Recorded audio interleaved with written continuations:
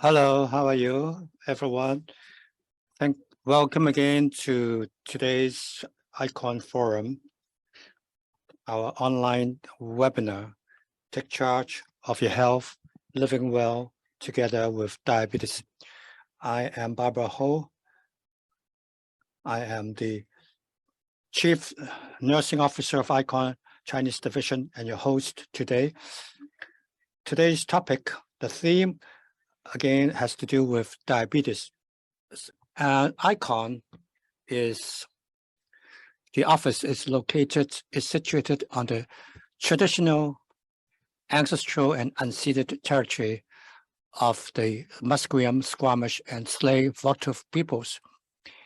We would also like to acknowledge that you are joining us today from many places, near and far, and acknowledge the traditional owners and caretakers of those lands. iCON is an initiative of the UBC Faculty of Medicine. Let's start with Digital Emergency Medicine Initiative. The main purposes are through organizing health seminars, workshops, and using web technology, we can help multicultural public to know more about prevention of diseases, and also for those who we can instill knowledge for using digital technology to manage your chronic diseases. We hope that we can give you accurate and reliable information for everyone to share. We hope that not only local public can share with this, we hope that through the webinars, we can also spread the knowledge to far and remote places so that everyone can strive to improve our physical health.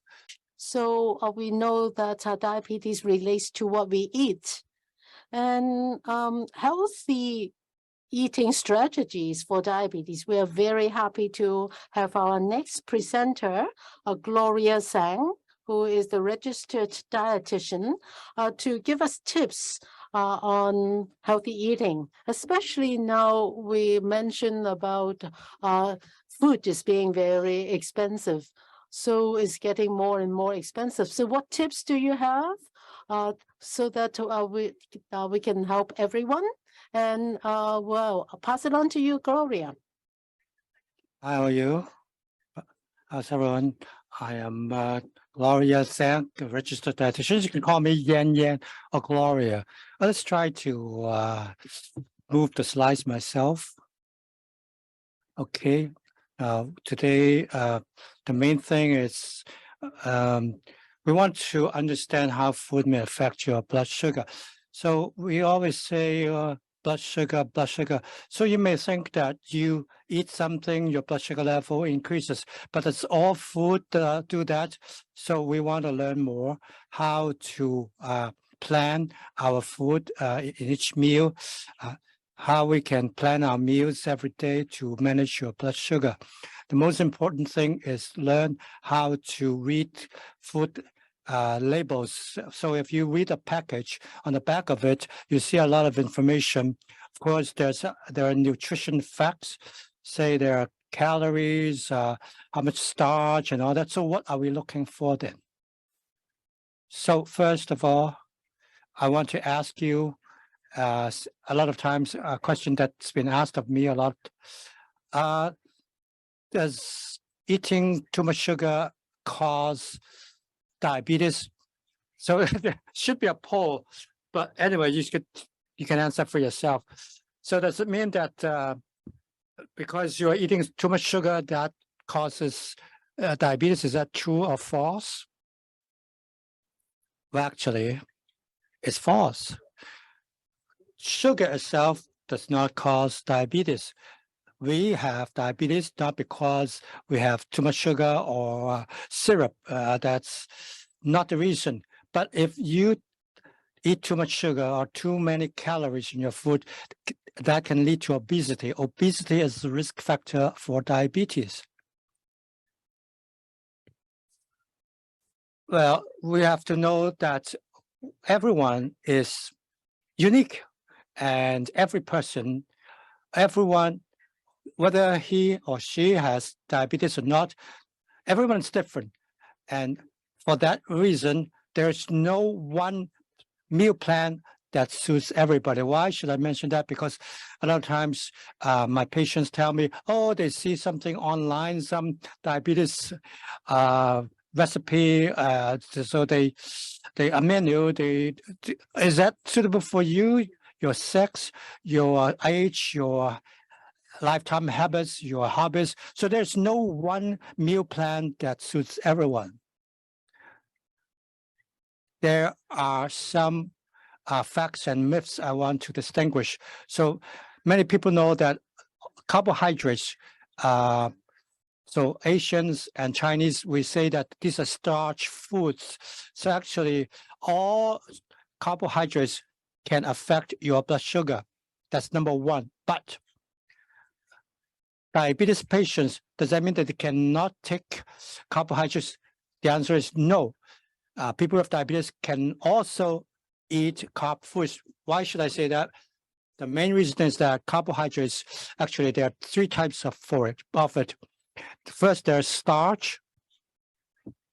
The second one is sugar. And the third one is fiber. So all three of them, a lot of times we look at the food labels. So the labels will list all three different constituents of carbohydrates. So we call them total carbohydrate. Actually, carbohydrates, we talk about pasta, noodles, bread. Well, actually, there are other foods that contain carbohydrates. For example, sweet potatoes, yams, potatoes, fruits also, milk also, and juice also have carbohydrates. So what we want to learn now is distinguish which food groups can cause different reactions of blood sugar. On the left side, we see light orange, that's liquid sugar. That means fruit juice and drinks, for example, soda, pop, or packaged Slurpee or things that we buy outside, bubble tea. So the beverages that we buy outside, if it has liquid sugar added, you can see that the reaction can come in very short term. It means blood sugar level rises. So we also see that it then goes down. The next one is fruits. So once you have taken fruits, it also creates reaction on blood sugar level, but it's lower. The next one is starch, for example, rice or vermicelli or noodles or udon. So all these starch foods can raise sugar level, but it takes longer, and the speed that raises the blood sugar is actually less. And then we see that the milk also has carbohydrates. Yes, we say that it's lactic sugar. So lactic sugar is actually a kind of sugar. So it's not added sugar, it's a natural sugar, and it also raises blood sugar level. So the next one is protein. So for example, meats, tofu, bean curd, these protein foods can raise blood sugar level a little less, and it takes longer. And we also see that the first four groups have starch or have carbohydrates, but different foods can cause different ranges and different times for blood sugar level to rise. And then I have picked out instant oatmeal to show you. So these are packages of instant oatmeal we can buy in sugar markets, and many times we can see that nutrition facts from there. So I have two different types of instant oatmeal. One is original, the other is maple and brown sugar added. So now we look at a package of instant oatmeal original. Maybe you have taken courses for diabetes. You've seen that what you have to look for is how much or how one serving that's 28 grams, and the other side is 43 grams. The one has 43 grams has that many calories, 160 calories. The other has 100 calories. So how do I know which one is better?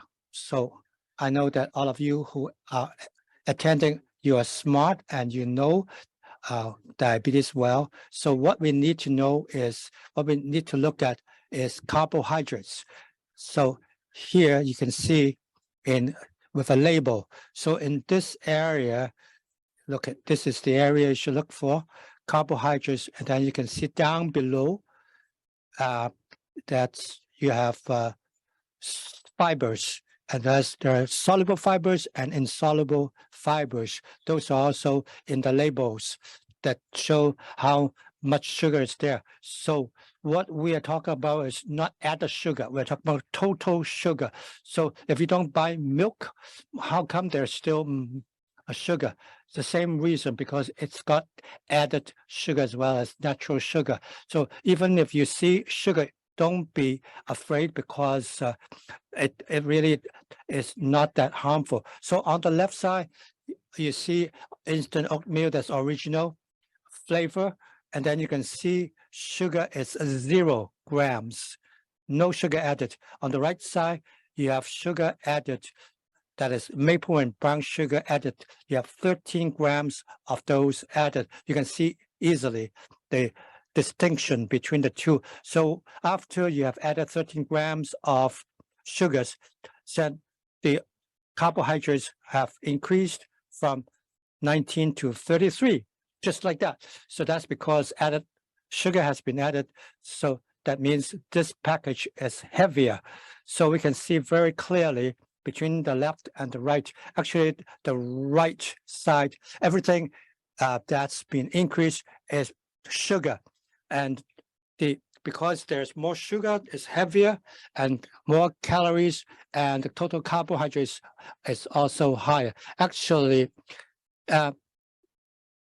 there's just more more added sugar, nothing else.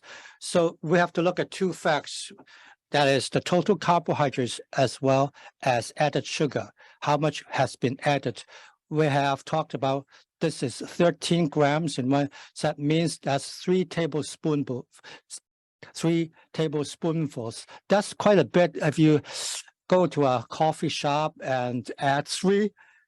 But 3 tablespoonfuls of sugar, that's a lot. So for breakfast, you have to eat something that's so sweet.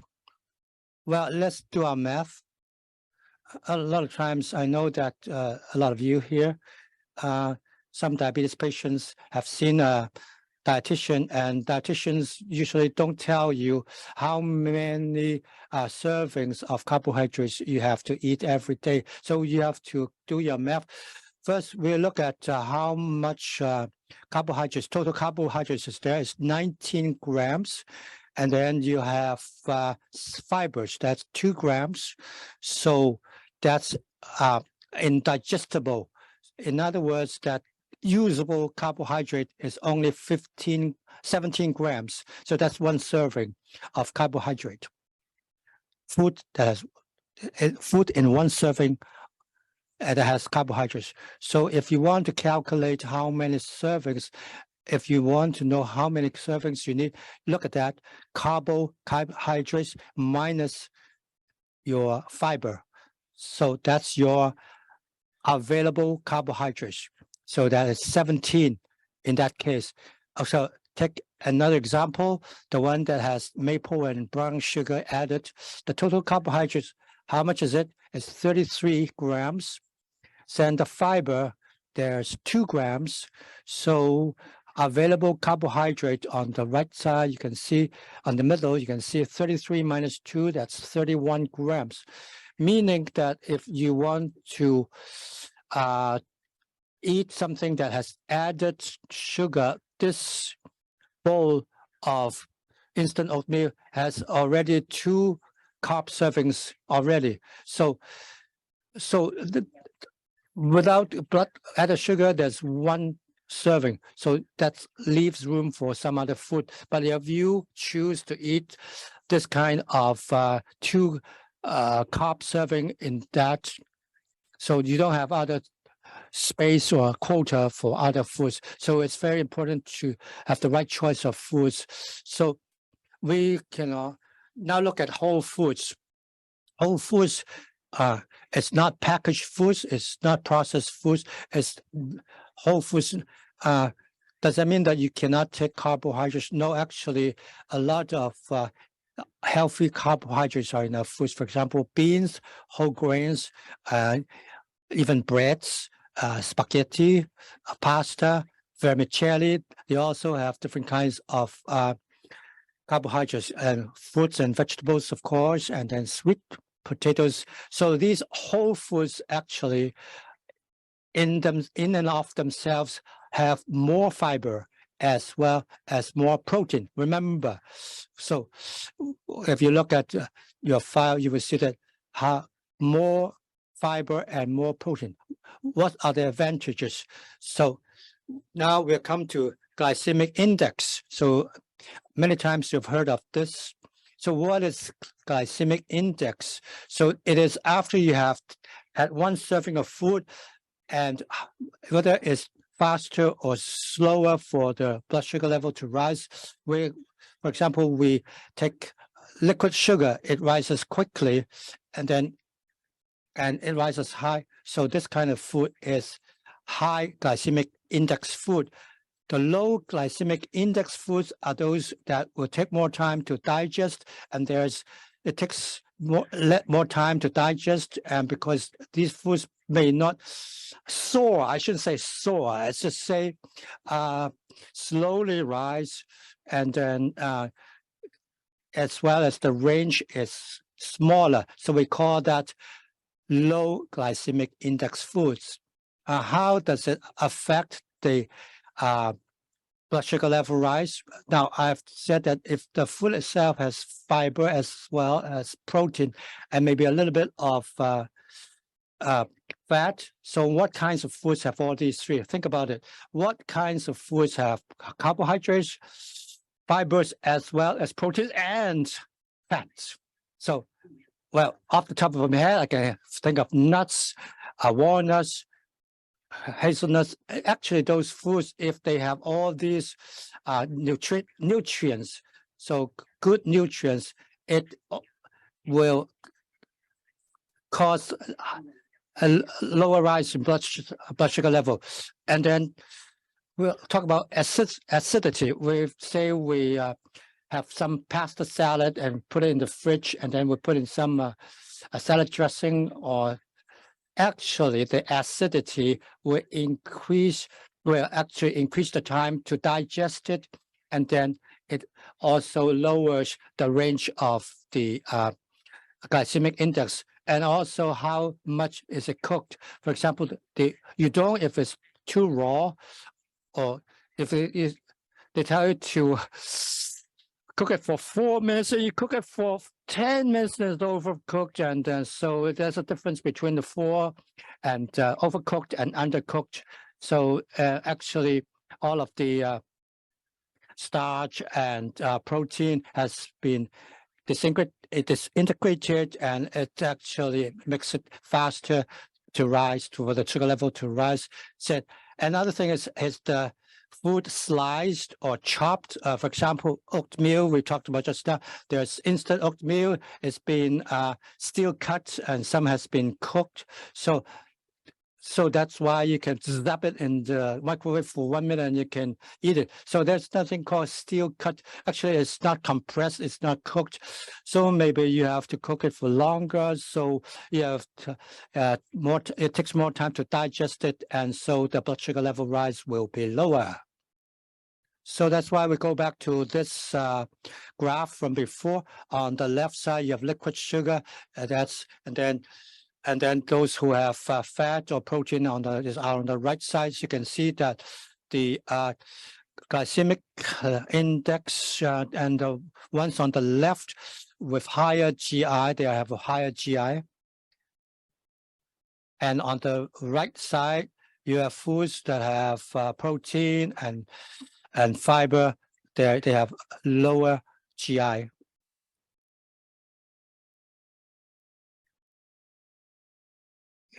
I don't know why I am missing the upper portion. The colors are not there. It doesn't matter. I can tell you what they are on the first line. Actually, is calories, and then the two green ones are total carbohydrates and fibers, and then you have available carbohydrates, and down below you have protein contents. The first column that is on the leftmost side is white rice, just plain rice. The middle one is brown rice, and then the third one is black rice. So why should I choose rice? Because a lot of times my friends or my patients, they ask me, does that mean I cannot eat rice? I would tell them, well, let's see what kind of rice you take. It doesn't mean that you cannot take all kinds of rice. So let's do the math again. For example, the plain rice in one bowl or 1 cup, sorry, 1 cup, not 1 bowl, calories wise is 242. So if you look at the calories, it's about the same, 242, 218. It's about 10% difference between all of them. But if you look at the total carbohydrates, about just plain rice is 53 carbohydrates, but fiber is only 0.6. So available carbohydrates is 52.4 grams. So if you talk about 1 serving of carbohydrates, if it was 15, so there's 3 servings already. But if you talk about brown rice, the fiber content, because it's lower, that means total carbohydrates are also lower. So you can, it means there's 10 grams less of available carbohydrates. That means you only have to change the type of rice, and then you already can reduce the intake of carbohydrates. And then I like black rice myself. A lot of times they'll call it purple rice or black rice, and Chinese supermarkets or Korean supermarkets, it's black. So that's black rice. You can see that the total carbohydrates like brown rice is lower because it's a whole wheat food, and so it's a different kind of rice. You can see that total carbohydrates is about the same as brown rice, but the protein contents are higher. So that means the blood sugar level range will be lower and the speed will take longer. We've talked about that there's a difference between whole grains and other grains. For example, wheat. So there are all 3 types of sections. So plain rice takes up the middle one because there are other nutrients that have been taken away. But if you talk about whole grains, like whole grain breads, or there's also the whole wheat and black rice, they don't grind away the shells. So different parts of the grain where can offer you different nutrients. I was talking about shells, right? You heard the word shells. So if there are more fibers in the shells, then it can lower the GI. So in this whole grain, there's more fat. So that's why whole grain foods will make your blood sugar level rise lower. So you can change from rice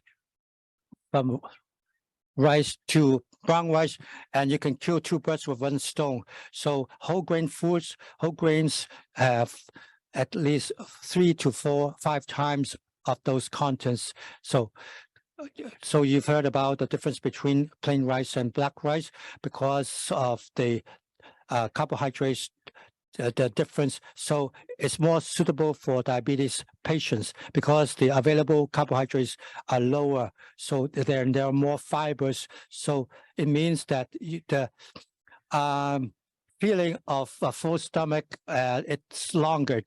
So there are examples of whole grains, for example, brown, red, black rice, whole wheat bread. You can buy in supermarket the whole wheat pasta, or millet, quinoa, corn. Actually, these are grains. So we just talk about oatmeal, as instant oatmeal. So actually, it's one of the whole grains foods. So, but it's just been ground and sliced. So we also like to eat Japanese noodles, for example, soba. Actually, it has buckwheat there already. Actually, the most important thing is, you know why I'm talking about this, why I bring it out this list? Because you can notice that available carbohydrates gets lower and lower as the chart goes down.